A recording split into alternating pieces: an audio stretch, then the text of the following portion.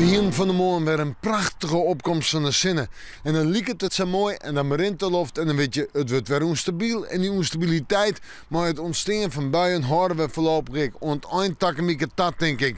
En het wordt betiden flink weer takemieke. Even dichterbij beginnen. Joen nog kans op een bui, vannacht ik kans op een paar buien, maar ik wil weer droge perioden en een paar opkledings. Temperaturen vannacht zijn 5, 6 graden. De wind uit zuid-zuidoost en die is zwak of matig. Morgen, daar komen ze vanuit het westen mooi. Een aantal buien, pittige buien, maar kans op tongen, misschien wel hagel. Maar letterlijk weer zijn wat zinnen. En de temperaturen mogen ik denk zo om en bij de 11 graden heen. En dat is echt aan de koude kant van de tijd van het jaar. De wind komt uit het zuidwesten waaien en die is zwak of matig. Kunnen ze even sterker wezen in het waardgebied. Dan terug naar de joentijd, weer een bui, maar dan knapt het dik weer even wat op. En dan hebben we het sneeuw.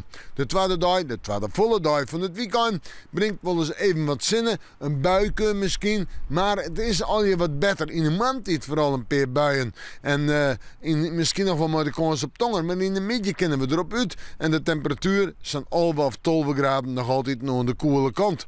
En de wind west-zuidwest en die is zwak of matig, maar in het kustgebied kan die vrij krachtig worden. Dan zetten we terug naar het fruitjoch.